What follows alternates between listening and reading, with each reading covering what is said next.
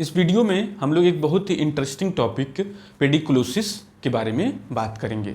तो पेडिकुलोसिस जो प्रॉब्लम है वो बहुत ही सामान्य प्रॉब्लम है और इसके बारे में कुछ फैक्ट्स आप जान कर के काफ़ी ज़्यादा आश्चर्यचकित हो जाएंगे कि ये परेशानी कितना कॉमन है और कुछ उसके इंपॉर्टेंट फैक्ट्स हैं उसके बारे में भी हम लोग बात करेंगे। तो पेडिकुलोसिस को सिंपल टर्म में जो जुएँ होते हैं सर के जो जुएँ हैं जो काफ़ी बच्चों में लोगों में देखने को मिल जाता है, तो वो उसी समस्या को पेडिकुलोसिस बोला जाता है। तो ये जो परेशानी होती है पेडिकुलोसिस, इसकी ये कितना होती है ये अब जानेंगे डाटा तो बहुत आश्चर्यचकित हो जाएंगे कैसे इतना ज़्यादा। तो ये यूएस में हर साल 6 से लेकर के 12 मिलियन लोगों को अफेक्ट करती है। मतलब 60 लाख से लेकर के 1 करोड़ 20 लाख लोगों को ये प्रॉब्लम अफेक्ट करती है। इसी तरह से इंडिया में लगभग 1 करोड़ से ज़्यादा लोग हर साल इस प्रॉब्लम से प्रभावित होते हैं। तो अब इससे अंदाज़ा लगा सकते हैं कि सिर में होने वाली जुएँ की जो प्रॉब्लम है कितनी कॉमन है। अब सिर में जैसे ही जुएँ की बात आती है तो काफ़ी लोगों के मन में अजीब सा होने लगता है कि लग रहा है आदमी सामने वाला नहाता होता नहीं है और साफ़ सफाई नहीं रखता है, गंदा टाइप का है, इसी वजह से उसको जुए हो जाते हैं। तो कई बार साफ़ सफाई अच्छे से रखने के बाद भी जुए हो जाते हैं, क्योंकि ये एक व्यक्ति से दूसरे व्यक्ति में ट्रांसमिट होने वाली प्रॉब्लम है। तो जैसे आपने अपनी सफाई तो रखी, लेकिन जो दूसरा व्यक्ति है उसके सिर में जुए हैं तो उसके कांटेक्ट में आप आए हैं तो वो जुए जो हैं रेंग करके आपके शरीर पे चले गए। तो ये जो होता है प्रॉब्लम एक लाउस की वजह से होता है, उसका नाम होता है पेडिकुलस होमिनिस कैपिटिस। तो ये जो लाउस होता है ये जैसे इसके कई सारे प्रकार हैं, एक तो बॉडी वाला है और एक प्यूबिक जो जननांग के पास बाल हैं उसको अफेक्ट करता है। तो जो बाल वाला है वो थोड़ा सा अलग होता है। अब एक मैं आपसे प्रश्न पूछूं कि इसमें जैसे ये जो लाउस होता है इसमें फीमेल होती है मादा और एक होता है नर लाउस, तो आप अंदाज़ा लगा कि बता सकते हैं कि कौन सा लाउस ज़्यादा बड़ा साइज़ का होगा। तो इसका जो उत्तर है वो है जो फीमेल लाउस है वो बड़ी साइज़ की होती है। तो उसका साइज़ कितना होता है तो ऐसे समझें कि मोटा मोटा सरसों के दाना के बराबर या फिर अधिकतम काली मिर्च के बराबर 1 से लेकर 3 mm। तो जो फीमेल है वो ज़्यादा बड़ी साइज़ में होती है मेल के तुलना में। और फीमेल जो होती है वही रोज़ अंडे पैदा करती है, एग्स निट्स। और कितने अंडे पैदा करती है तो 3 से 6 अंडे पैदा करती है रोज़ डेली का। और ये जो अंडे होते हैं इनमें एक एडहेसिव सब्सटेंस होता है, एक चिपचिपा पदार्थ होता है जो कि बालों से जाकर के चिपक जाता है। इसीलिए जो निट्स होते हैं वो जल्दी छूटते नहीं हैं, उनको आप जल्दी छुड़ाने की कोशिश करेंगे तो जल्दी छूटते नहीं हैं। वहीं पे जो डैंड्रफ होता है या जो डर्ट होता है वो आसानी से छूट जाता है। तो कई बार जैसे कन्फ्यूजन होता है तो ये जो पॉइंट होता है वो मदद करता है डायग्नोसिस बनाने में, क्योंकि डैंड्रफ ये सब चीज़ें जल्दी से छूट जाती हैं और जो निट्स है वो नहीं छूटता है। एक और इंटरेस्टिंग बात है कि जो लाउस है वो बहुत तेज़ चलता है, उसकी स्पीड बड़ी तेज़ है। और कितना तेज़ चल सकता है तो 23 सेंटीमीटर पर मिनट, मतलब समझ लें मीटर का 1/4 1 मिनट में भाग जा रहा है, एकदम तेज़ी से उसकी स्पीड है, बुलेट ट्रेन की तरह। तो उस तरह से भागता है। और दूसरी चीज़ जो ये पैरासाइट है, जो परजीवी है, ये ह्यूमन्स पर ही डिपेंडेंट है। मतलब कि ये मनुष्य न रहें तो इसका भी अस्तित्व खत्म हो जाएगा। और एक और मैं मज़े की बात बताऊंगा कि इंसानों के साथ इसका जो नाता है वो बहुत पुराना है। एक रिसर्च में पाया गया जिसमें 10,000 साल पुराना अंडा मिला। 10,000 उसकी उम्र थी, मतलब वो अंडा जो है किसी वजह से प्रिजर्व हो गया था, तो उसकी उम्र जो थी बाल की भी उम्र 10, मतलब कोई 10,000 साल पहले आदमी का कोई बाल होगा तो उसी में अंडा चिपका हुआ मिला है वैज्ञानिकों को। तो इतना पुराना इसका गठजोड़ है इंसानों के साथ। तो ये जो लाउस होता है ये बालों में घूमता है और इसको थोड़े थोड़े देर पे खाना होता है। तो ये अब इसके पास 6 पैर होते हैं, इसीलिए तेज़ी से भागता है और अपने मुंह से सीधे चमड़ी में घुसेड़ता है और वहाँ से खून खींच लेता है। और जब खून खींचता है तो उसी समय अपना लार भी छोड़ देता है। तो उसकी वजह से क्या होता है कि एलर्जी पैदा होती है कि जैसे खून घाव बना एक तो जो लार छोड़ा तो उसकी वजह से स्किन में हाइपर सेंसिटिविटी रिएक्शन होती है, तो एलर्जी होती है, तो व्यक्ति खुजलाने लगता है। तो ये जो खुजलाहट होती है सर पे, गर्दन पे, कान पे होती है खुजली, और ये तुरंत खुजली नहीं होती है। जैसे लाइस आपके अंदर पड़ गया बाल में, इसी को गांव में लोग ढील भी बोलते हैं, तो ये पड़ गया तो ये जो है 2 से 3 हफ्ते के बाद खुजली पैदा करता है। और यदि दोबारा इन्फेक्शन हुआ, मतलब जैसे पहले आपको कभी हो चुका है इन्फेक्शन, तो ये दोबारा जब इन्फेक्शन होगा तो 2 दिन के अंदर ही खुजली पैदा कर देता है, 2 दिन के अंदर ही। और ये जो खुजली है, घाव बना, तो उसमें पस बन सकता है और मवाद भी आ सकता है। और बच्चे में है तो बुखार उखार भी हो जाता है, जो आसपास की लिम्फ नोड होते हैं जिनको साधारण भाषा में गिल्टी बोला जाता है, वो भी सूज जाता है। तो ये जो प्रॉब्लम है ये कैसे फैलता है? तो ये क्लोज कॉन्टैक्ट से फैलता है। जैसे कि आपने या तो डायरेक्ट बेड वुड शेयर किया, साथ में डायरेक्ट आप बाल के उसके संपर्क में आए, या फिर कुछ चीज़ों का माध्यम से भी ये ट्रांसफ़र हो सकता है। जैसे कि बाल का रबर बैंड है, किसी को बाल में जुए हैं तो वही रबर बैंड आपने लगा लिया, उस पर जुआ बैठा हुआ था और वो जुआ आपके बाल में चला गया। इसी तरह से तौलिया, बेडशीट, पिलो कवर, ये सब भी। और एक और मज़ेदार ट्रांसमिशन का मोड मिला कुछ लोगों में, जो मूवी देखने जाते हैं हम लोग, तो थिएटर की सीट पर मिला जुआ, और वहाँ से आपको जो पहले शो वाला आदमी था वो छोड़ के गया, और दूसरे शो में आपने उठाकर आप घर लेते हैं उसको।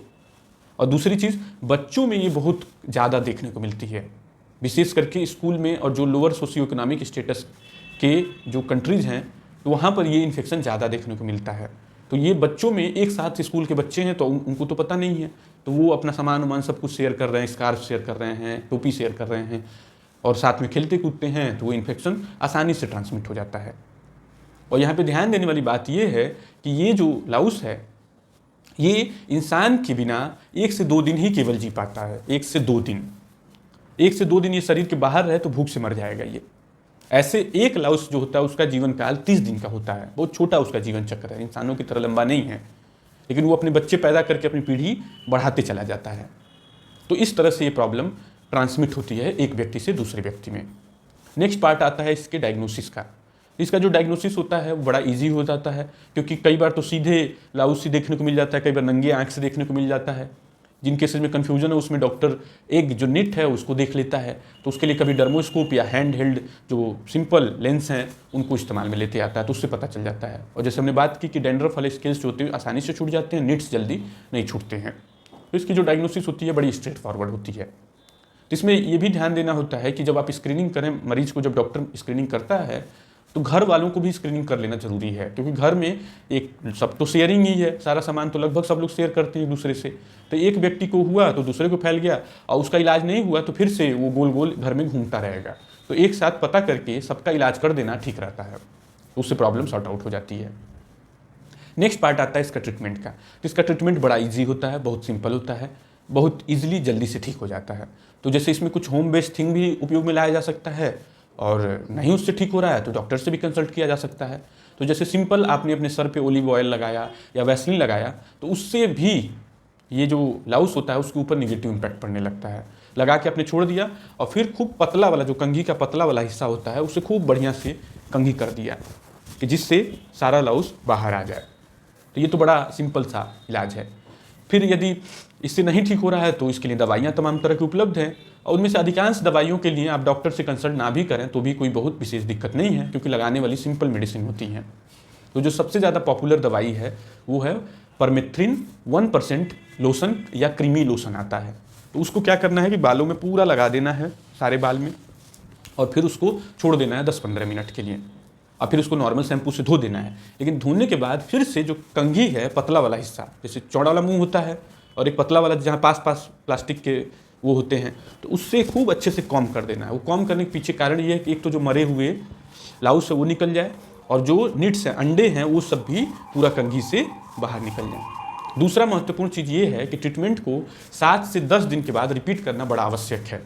ऐसा इसलिए ज़रूरी है क्योंकि जो अंडे होते हैं वो वयस्क में कन्वर्ट होंगे 7 से 10 दिन में, वो फूट करके प्रॉपर लाउस बना लेते हैं। तो जो दवाई परमेथ्रिन आपने इस्तेमाल की वो दवाई आपकी अंडों को नहीं ख़त्म कर पाती है, इसीलिए उनको 7 से 10 दिन में रिपीट करना होता है। इसी तरह से दूसरी लगाने वाली दवाइयाँ और भी उपलब्ध हैं, जैसे आइवरमेक्टिन लोशन है 0.5% कॉन्सेंट्रेशन में, मेलेथियन जो खेत में डाला जाता है कीटनाशक के तौर पे, लेकिन मेलेथियन काफ़ी लोगों को अच्छा नहीं लगता है, नाम सुन के ही कि कुछ जहरीला पदार्थ सिर पे लगाने जा रहा है, और उसकी स्मेल भी अच्छी नहीं होती है। लेकिन मेलेथियन जो है बालों में लगाने के लिए सुरक्षित है, कोई परेशानी वाली बात नहीं है, बस उसको खाना नहीं है, मेलेथियन को लगाना है बाल में। तो मेलेथियन तो इसी वजह से एक तो कीटनाशक के तौर पे है और दूसरा उसका ऑर्डर जो है, उसकी गंध जो है वो अच्छी नहीं है, तो इस वजह से वो पॉपुलर नहीं हो पाया। हालांकि ठीक ठाक उपाय है। लेकिन दूसरी चीज़ मैलाथियन के साथ ये है कि उसको 8 से 12 घंटा तक रखना होता है, तो ये भी कुछ लोगों को पसंद नहीं आता है। नेक्स्ट जो उपाय है वो है लिंडेन, जो गैमेक्सिन होता है।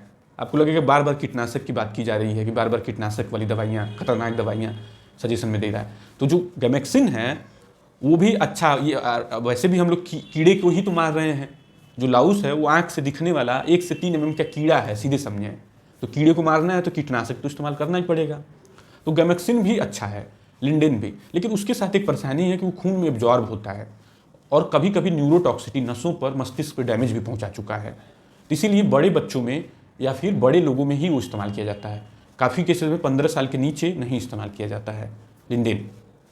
तो ये भी एक अच्छा उपाय है, लेकिन पॉपुलर नहीं हो पाया। जो पॉपुलर हुए वो परमेथ्रिन ही काफ़ी है, आइवरमेक्टिन भी काफ़ी पॉपुलर है। और भी कुछ नए दवाइयाँ धीरे धीरे आ रहे हैं, जैसे डाइमेथीकॉन है, वो भी इस्तेमाल किया जाता है। और कुछ और भी दवाइयाँ उपलब्ध हैं, लेकिन उनकी अधिकांश केसेस में ज़रूरत नहीं पड़ती है, इसी से काम बन जाता है।